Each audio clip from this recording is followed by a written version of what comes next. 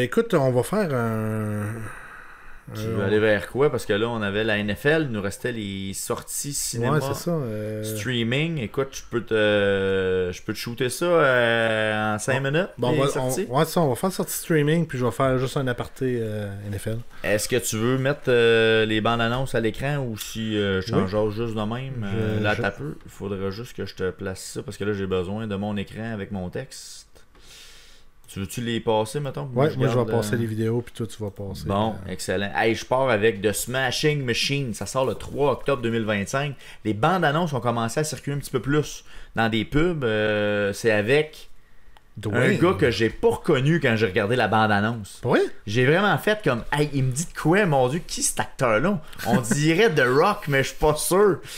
Pour finalement comprendre que c'est lui. Écoute, c'est un biopic de Bendy Safdie qui retrace la carrière du légendaire combattant MMA Mark Kirk, qui est interprété par Dwayne Johnson. By the way, t'as-tu vu Dwayne récemment?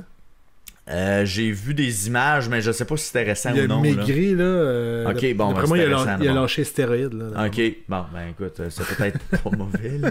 Il y avait peut-être d'autres problèmes collatéraux, je sais pas. Peut-être. Mais bon, tout ça pour dire que ça présente quand même un peu les débuts de ce qui était le Ultimate Fighting, pardon, dans la MMA, et puis ben, tous les conflits. Fait que pour vrai, moi, ça m'a accroché cette bande-annonce-là. J'ai vraiment une curiosité, et ça a quand même aussi passé dans des un festival. Ça marchait fort le festival. Puis les commentaires qui sortent de ces festivals-là sont vraiment très positifs. Fait que je pense que ça peut être bien intéressant. En tout cas, à garder sur votre radar. Je poursuis avec 2 documentaires qui m'ont accroché aussi. Le premier, c'est I Like Me, le documentaire sur John Candy. John Candy, qui est un acteur canadien que vous reconnaissez très certainement de la bande-annonce. Donc, on retrace sa vie à travers justement là, ses films, ses personnages et le genre de bonhomme qu'il était. Et un des grands de Saturday Night Live aussi. Ouais. Aussi, effectivement, c'est vrai. Donc, c'est un documentaire qui est disponible dès maintenant sur Prime Video. Donc ça sera sur ma liste d'écoute très certainement. Et un autre documentaire que, tu sais, des fois, là, les algorithmes t'amènent vers d'autres sujets. Celui-là, il m'est arrivé par la suite de voir le documentaire sur John Candy. Donc, The Importance of Being Earnest. C'est un documentaire sur la vie de Jim Varney. Vous allez voir les images, vous allez reconnaître le personnage. Donc, les films Ernest. Ernest à l'école, Ernest, Ernest en prison. Donc, Jim Varney qui a eu une carrière commercial épouvantable dans les années 80. C'est comme ça qu'il s'est fait connaître, puis ensuite il est allé vers des films. C'est un projet Kickstarter sur lequel les gens travaillent de Poganomation. Le gars, il est encore vivant? Non, il est décédé. Il est décédé à 40 ans, si je me trompe pas. Ben c'est ça, parce qu'on le voyait plus. Il est comme disparu. Il est mort d'un cancer du poumon. En quelle année? Donc, Jim Varney est mort en 2000. Donc, il avait 50 ans. Excuse-moi. Ok, fait que ça fait pas si longtemps, 2000. Ça fait 25 ans qu'il est décédé. Mais je te dirais que le gros de sa carrière s'est passé dans les années 80-90 où il endossait à peu près n'importe quel produit avec ce même personnage que tu connais. D'Ernest. Puis ensuite, ça a été porté à l'écran. Et il y a une voix, ma foi, spectaculaire. Une voix typique, là. En tout cas, je dirais voir la bande-annonce, pour vrai. J'ai appliqué ma curiosité. Donc, c'est un projet Kickstarter. C'est pas un film qui est encore sorti. Mais éventuellement, je pense qu'ils sont à la recherche notamment de financement pour finir le film, mais aussi peut-être d'un diffuseur qui pourrait le reprendre. Fait que je sais pas quelle forme ça va prendre. Je peux pas croire qu'il y a un streamer qui serait pas intéressant à ça. Mon feeling, c'est que ça va peut-être se retrouver justement là-dessus éventuellement. Fait qu'on garde un œil là-dessus. Un autre bande-annonce qui m'a accroché, qui est une sortie qui va être en décembre, qui est Is This Thing On? Un film qui est réalisé par Bradley Cooper, qui retrace un peu la vie d'un cinquantenaire qui vit un divorce imminent, qui a une crise personnelle et que sa femme doit sacrifier sa famille pour poursuivre son rêve d'être un humoriste.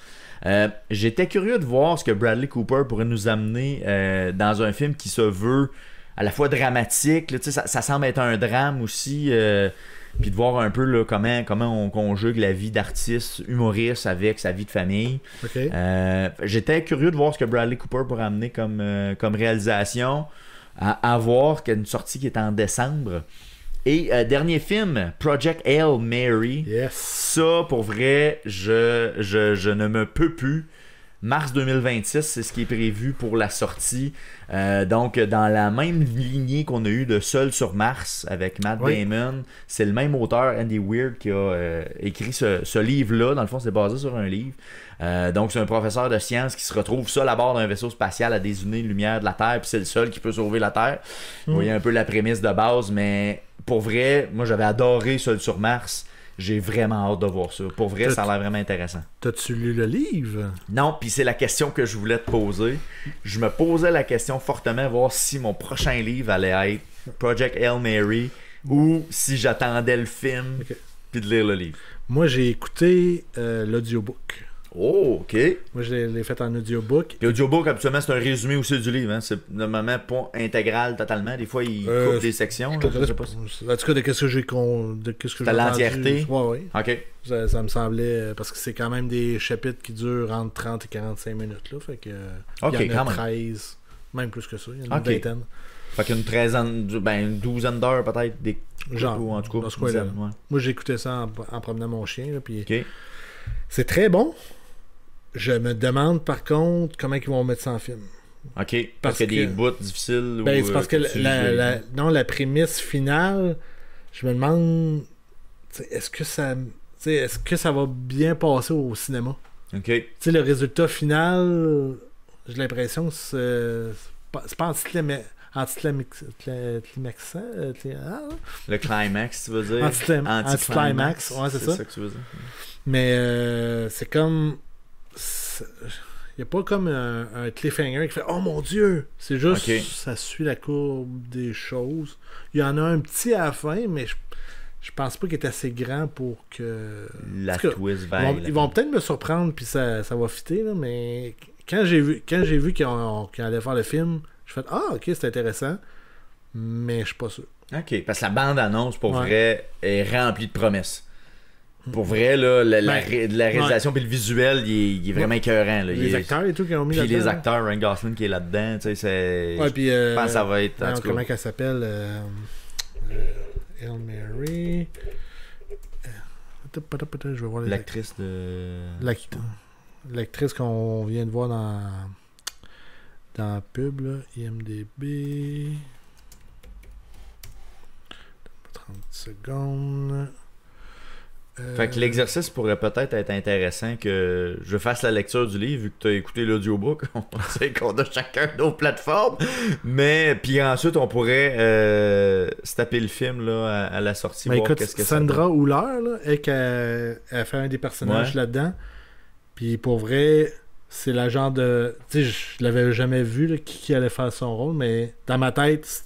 Ah, elle va de l'air de ça. C'est ça, avec cette face-là. Ok, tu te l'imaginais de cette façon-là. C'est en plein ça. Fait que ben écoute, je pense que ça va être une de mes prochaines lectures.